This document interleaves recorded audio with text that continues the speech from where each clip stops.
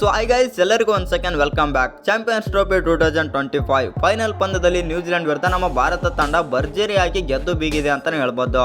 ಇನ್ನು ಈ ಪಂದ್ಯ ಗೆಲ್ಲುವುದರ ಮೂಲಕ ನಮ್ಮ ಭಾರತ ತಂಡ 3ನೇ ಚಾಂಪಿಯನ್ಸ್ ಟ್ರೋಫಿ ಆದರೆ ಗೆದ್ದುಕೊಂಡಿದೆ.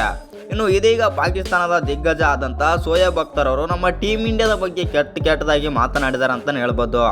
ಏನೆಲ್ಲ ಮಾತನಾಡಿದಾರೆ ಅಂತ ತಿಳ್ಕೊಂಬರೋಣ ಬನ್ನಿ. ಅದಕ್ಕಿಂತ ಮುಂಚೆ ಯಾರೆಲ್ಲ ಟೀಮ್ ಇಂಡಿಯಾದ ಅಪ್ಪಟ ಅಭಿಮಾನಿಗಳಿದ್ದೀರಾ ಈ ವಿಡಿಯೋಗೆ ಲೈಕ್ ಕೊಟ್ಟು ನಮ್ಮ ಚಾನಲನ್ನು ಸಬ್ಸ್ಕ್ರೈಬ್ ಮಾಡ್ಕೊಳ್ಳಿ. ಇನ್ನು ನಿನ್ನೆ ನಡೆದ ಪಂದ್ಯದಲ್ಲಿ ಬಂದ್ಬಿಟ್ಟು ಟಾಸ್ ಗೆದ್ದಂಥ ನ್ಯೂಜಿಲೆಂಡ್ನ ನಾಯಕ ಶಾಂಟ್ನರ್ ಅವರು ಬ್ಯಾಟಿಂಗ್ ಆದರೆ ಆಯ್ಕೆ ಮಾಡಿಕೊಳ್ತಾರೆ ಅಂತಲೇ ಹೇಳ್ಬೋದು. ಇನ್ನು ಈ ಮ್ಯಾಚ್ ಬಂದ್ಬಿಟ್ಟು ದುಬೈನಲ್ಲಿ ಆದರೆ ನಡೆಯುತ್ತೆ ಮತ್ತು ಹೋಸ್ಟಿಂಗ್ ನೇಷನ್ ಬಂದ್ಬಿಟ್ಟು ಪಾಕಿಸ್ತಾನ. ಇದು ಮೊದಲು ಮೇನ್ ಪಾಯಿಂಟ್ ಅಂತಲೇ ಹೇಳ್ಬೋದು. ಇನ್ನು ಈ ಪಂದ್ಯದಲ್ಲಿ ಟಾಸ್ ಗೆದ್ದಂಥ ನ್ಯೂಜಿಲೆಂಡ್ ತಂಡ ಮೊದಲು ಬ್ಯಾಟಿಂಗ್ ಮಾಡುತ್ತೆ ಮತ್ತು 251 ರನ್ ಆದರೆ ಹೊಡಿಯುತ್ತೆ. ನ್ಯೂಜಿಲೆಂಡ್ ಪರ ಅಂತ ಬ್ಯಾಟರ್ ಯಾರು ಅಂತ ಹೇಳ್ಕೊಳ್ಳೋಂಥ ಫಾರ್ಮ್ ಅನ್ನು ತೋರಿಸಿಲ್ಲ ಮತ್ತು ಸಚಿನ್ ರವೀಂದ್ರ 37 ರನ್ ಹೊಡೆದ್ರೆ 63 ರನ್ ಡ್ಯಾರೆಲ್ ಮಿಚೆಲ್ ಆದರೆ ಹೊಡಿತಾರೆ. ಇನ್ನೂ ಒಂದು ಒಳ್ಳೆ ಇನ್ನಿಂಗ್ಸ್ ಆಡ್ತಾರೆ ಅಂತ ಹೇಳ್ಬೋದು. ಕೊನೆಯಲ್ಲಿ ಬಂದು ಮೈಕಲ್ ಬ್ರೇಸ್ವಾಲ್ ಅವರು ಸಖತ್ತಾಗಿ ಆಡ್ತಾರೆ ಅಂತ ಹೇಳ್ಬೋದು. ಒಂದು ಇನ್ನಿಂಗ್ಸ್ 53 ರನ್ ಆದರೆ ಹೊಡಿತಾರೆ. ಇನ್ನು ನಮ್ಮ ಟೀಮ್ ಇಂಡಿಯಾದ ಪರ ಸ್ಪಿನ್ನರ್ಸ್ ಅಂತೂ ಸಿಕ್ಕಾಪಟ್ಟೆ ಸಖತ್ತಾಗಿ ಬೌಲಿಂಗ್ ಮಾಡಿದ್ದಾರೆ ಅಂತಲೇ ಹೇಳ್ಬೋದು. ವರುಣ್ ಚಕ್ರವರ್ತಿ 2 ವಿಕೆಟ್ ತೆಗೆದ್ರೆ ಕುಲ್ದೀಪ್ ಯಾದವ್ 2 ವಿಕೆಟ್ ಆದರೆ ತೆಗೆದಿರೋದು 2 ವಿಕೆಟ್ ಆದರೆ ಎಕನಾಮಿ ಮೇಂಟೈನ್ ಮಾಡಿರೋದು 4. ಆ ಕಾರಣದಿಂದಾಗಿ ಸ್ವಲ್ಪ ಒಳ್ಳೆಯ ಬೌಲಿಂಗ್ ಅಂತಲೇ ಹೇಳ್ಬೋದು ನಮ್ಮ ಟೀಮ್ ಇಂಡಿಯಾದ ಸ್ಪಿನ್ನರ್ಸ್.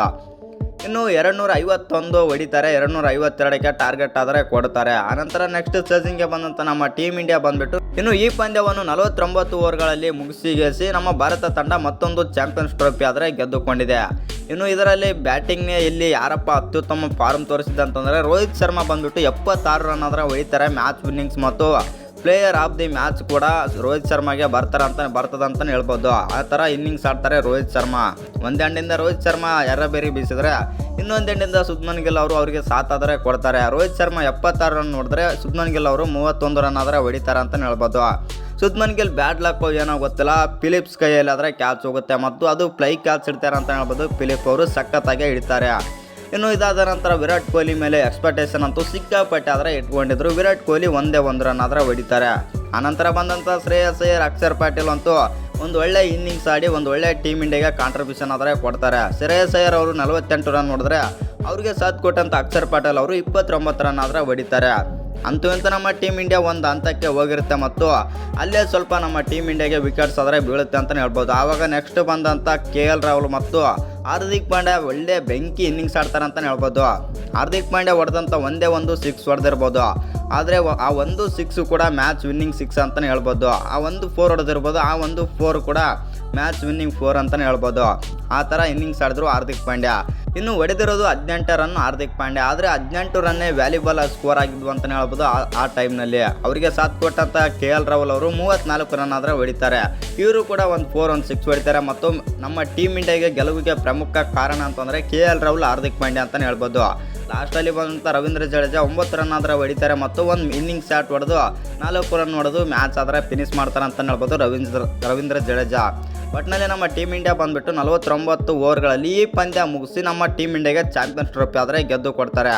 ಇದಾದ ನಂತರ ಪಾಕಿಸ್ತಾನದ ದಿಗ್ಗಜ ಆದಂಥ ಶೋಯಬ್ ಅಖ್ತರ್ ಅವರು ಒಂದು ಸ್ಟೇಟ್ಮೆಂಟ್ ಮತ್ತು ಹೇಳಿಕೆ ಕೊಟ್ಟಿದ್ದಾರೆ ನಮ್ಮ ಭಾರತದ ಬಗ್ಗೆ. ಏನಂತ ಹೇಳಿದ್ದಾರೆ ಅಂತಂದರೆ, ಭಾರತ ತಂಡ ಬಂದುಬಿಟ್ಟು ಹೋಸ್ಟಿಂಗ್ ನೇಷನ್ ಬಂದುಬಿಟ್ಟು ಪಾಕಿಸ್ತಾನ, ಭಾರತ ಆಡಿರೋದು ದುಬೈಯಲ್ಲಿ. ಇಲ್ಲಿ ಹೋಸ್ಟಿಂಗ್ ನೇಷನ್ಗೂ ಇದಕ್ಕೂ ಸಂಬಂಧನೇ ಇಲ್ಲ ಮತ್ತು ಇನ್ನು ಈ ಚಾಂಪಿಯನ್ಸ್ ಟ್ರೋಫಿ ಗೆದ್ದರೂ ಕೂಡ ಅವ್ರು ಗೆದ್ದಿದ್ದಂಗೆ ಅನಿಸಿರೋಲ್ಲ ಮತ್ತು ಅವರಿಗೆ ಮನಸ್ಸಿಗೆ ತೃಪ್ತಿ ಆಗಿರಬೇಕು. ಇಂಡಿಯಾದವ್ರು ನಾವು ಈ ಥರ ಹೋಸ್ಟಿಂಗ್ ನೇಷನ್ನಲ್ಲಿ ಹೋಗಿ ನಾವು ಪಾಕಿಸ್ತಾನದಲ್ಲಿ ಹೋಗಿ ಗೆದ್ದಿದ್ದೀವಿ ಅಂತಂದು ಹೇಳೋಕ್ಕೆ ಸ್ವಲ್ಪ ಇದಾದರೂ ಇರಬೇಕು. ಅದು ಕೂಡ ಇಲ್ಲ ಭಾರತದವ್ರ ಹತ್ರ ಮತ್ತು ಈ ಥರ ಎಲ್ಲ ಆಡಿದರೆ ಕ್ರಿಕೆಟ್ಗೆ ಒಂದು ಕಳೆ ಇರೋದಿಲ್ಲ. ಮತ್ತು ಪಾಕಿಸ್ತಾನದಲ್ಲಿರೋದು ಹೋಸ್ಟಿಂಗ್ ನೇಷನ್ ಬಂದುಬಿಟ್ಟು ಪಾಕಿಸ್ತಾನದಲ್ಲಿ ಬಂದು ಆಡಿ ಇವ್ರೇನಾದರೂ ಕಪ್ ಏನಾದರೂ ಗೆದ್ದಿದ್ರೆ ಆವಾಗ ನಾವೆಲ್ಲರೂ ಬೇಸ್ ಅಂತ ಅಂತಿದ್ವಿ.